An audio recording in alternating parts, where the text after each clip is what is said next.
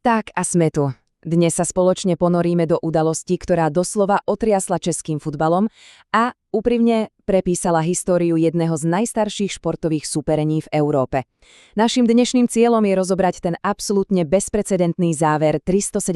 pražského derby medzi Sláviou a Spartou. Dátum? 9. máj 2026. Mal to byť obrovský sviatok futbalu. Pre domácu Sláviu dokonca možno majstrovská bodka za sezónou. Namiesto toho sa ale tento zápas zapísal do dejín pre niečo úplne iné. Masívne vbehnutie fanúšikov na trávnik, fyzické napadnutie hráčov a predčasný koniec. Krok za krokom si ukážeme, čo presne sa v ten deň stalo, aké brutálne následky to prinieslo a hlavne, aký širší sociologický kontext sa za tým celým vlastne skrýva. Aby sme hneď na úvod pochopili, o aký obrovský malér išlo, vypočujme si oficiálne stanovisko disciplinárnej komisie. Citujem, jeden z najzávažnejších a najzavrhnutiahodnejších momentov v histórii českého ligového futbalu. Koniec citátu. Úprimne, takýto extrémne ostrý slovník sa v úradných vyhláseniach naozaj nevidí každý deň. A presne to podčiarkuje tú extrémnu závažnosť situácie. Tu predsa nešlo o nejaké bežné emócie na tribúne alebo zo pár nadávok. Išlo o moment, ktorý doslova ohrozil bezpečnosť samotných hráčov na ihrisku a prinútil ligu siahnuť po historických trestoch. Časť 1. Chaos na ihrisku. 9. mája 2026. Poďme na to. Keď si rozmeníme tú časovú os na drobné, zistíme jeden až absurdný paradox. Sme v 90. minúte, domáca Slavia vedie 3-2. Tým má doslova na dosah obrovsky dôležité víťazstvo, ktoré ho mohlo masívne priblížiť k obhajove titulu. Lenže v nadstavenom čase sa spúšťa neuveriteľná deštruktívna reťazová reakcia. Stovky domácich priaznivcov prekonávajú zábrany, v rukách majú svetlice a vtrhnú priamo na hraciu plochu. Celé to eskaluje asi 3,5 minúty pred úplným koncom, kedy prichádza ten absolútne neprípustný skrat, fyzický útok na 3 hráčov Sparty. Pre presnosť išlo o Jakuba Surovčíta, Matiáša Vojtu a Jakuba Martinca. Hlavnému rozhodcovi, Karlovi Roučkevi, v tej chvíli neostáva absolútne nič iné.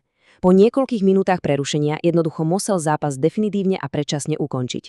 Teraz si všimnime ten priepasný rozdiel medzi tým, čo sa dialo na trávniku a tým, čo nakoniec zostalo v úradných záznamoch. Na ihrisku Slavia strieľala góly. Skóre bolo 3-2 pre domácich, ale kvôli totálnemu zlyhaniu v hľadisku a fatálnemu narušeniu bezpečnosti zasiahla LFA a to najtvrdšie ako mohla. Prišla kontumácia. Od tzv. Zeleného stola sa výsledok mení na 0-3 v prospech hosťujúcej Sparty. To neznamenalo len to, že Slavia prišla o kľúčové 3 body. Sparta sa vďaka tomu navyše v tabuľke nebezpečne dotiahla na lídra. Hlavným ponoučením tu je, že agresivita určitej časti fanúšikov mala priamy a doslova zničujúci dopad na športový výsledok ich vlastného klubu. Klubu, ktorý vlastne prišli podporiť. Časť 2. Tresty a následky. Pozrime sa na tú dohru.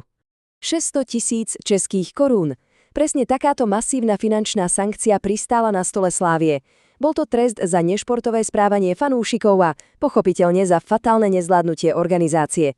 Len pre kontext, ide o jednu z historicky vôbec najvyšších pokút udelených v takomto prípade. A to len znovu potvrdzuje, ako veľmi vážne komisia tento incident vnímala. Ale viete, čo je na tom celom ešte zaujímavejšie? Nešlo len o tresty zhora. Od ligy. Slavia sama veľmi rýchlo pochopila, že musí konať. Klub pristúpil k ráznej internej očiste. Z vlastnej iniciatívy okamžite uzavreli tribúnu Sever. To je ten tradičný kotol, z ktorého sa vlastne celé to šialenstvo spustilo. A nezostalo len pri tribúnach. Personálne zemetrasenie zasiahlo aj samotnú kabínu. Tomáš Chorý a David Dúdéra boli nekompromisne vyradení z kádra. Prečo? Obaja totiž v tom mimoriadne vypätom zápase schytali červené karty. Chorý v 59. minúte a Dúdéra v úplnom závere. Klub sa takto rázne dištancoval od akéhokoľvek nežiaduceho správania na všetkých úrovniach. A to nás privádza k tretej časti. Historická anomália. Stačí jeden rýchly pohľad na nedávnu históriu vzájomných zápasov a ten zápas s číslom 317 doslova bije do očí so svojím výsledkom 0-3 kontumačne. V celom tom obrovskom zozname stoviek pražských derbí je predčasné ukončenie absolútnou anomáriou.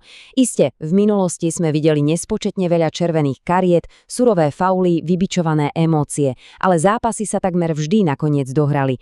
Na druhej strane zdroje predsa len pripomínajú jeden historický precedens. Ešte v roku 2011 fanúšikovia Slávie spôsobili nedohranie pohárového semifinále s Olomovcom, keď zaútočili na vtedajšie vedenie pre finančné problémy klubu. Takže aj keď je to extrémne zriedkavé, pre túto konkrétnu fanúšikovskú základňu to predsa len nie je úplne prvá skúsenosť s takýmto fatálnym zlyhaním. Časť 4. Poďme sa trochu bližšie pozrieť na samotný fenomén tzv. Ultras. Akademický výskum z Univerzity Karlovej nám napríklad úplne parádne vizualizuje, z čoho sa to hnutie ultras vlastne skladá. Nie je to totiž len o fandení. Sú tu obrovské prieniky medzi samotným ultrahnutím, futbalovým prostredím a širokou verejnosťou.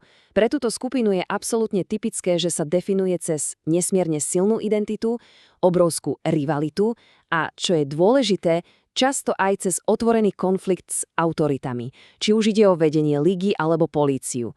Je to akýsi mix túžby po nezávislosti a hlboko zakoreneného protestu. Keď to pochopíme, zrazu to celé dáva väčší zmysel. Preto tvrdé jadro nie je návšteva štadióna len o sledovaní futbalu. Je to silný kultúrny prejav, pri ktorom je isté napätie s inštitúciami vlastne úplne normálnou bežnou súčasťou ich víkendovej existencie. Ak by sme to mali zhrnúť do definície, hnutie ultras je mimoriadne vášnivá subkultúra. Títo ľudia sú známi fanatickou podporou, obrovskými choreografiami a samozrejme masívnym používaním pyrotechniky. Avšak ten hárčik je v tom, že presne táto ich silná potreba lojality a akejsi vlastnej autonómie ich neustále privádza do konfliktov s vedením, usporiadateľmi či políciou. Naše zdroje celkom jasne ukazujú jeden paradox. Aj keď vbehnutie na ihrisko alebo hádzanie pyrotechniky predstavuje obrovské bezpečnostné riziko a prináša klubu kruté tresty, pre mnohých týchto fanúšikov je to stále nedeliteľná súčasť tej pravej futbalovej atmosféry. A presne tento rozpor v tom, ako vnímajú realitu oni a ako ju vnímajú pravidlá, je kľúčom k pochopeniu, prečo sa takéto výtržnosti dejú znova a znova. Presúvame sa k 5. časti – bezpečnosť na štadiónoch a možné riešenia.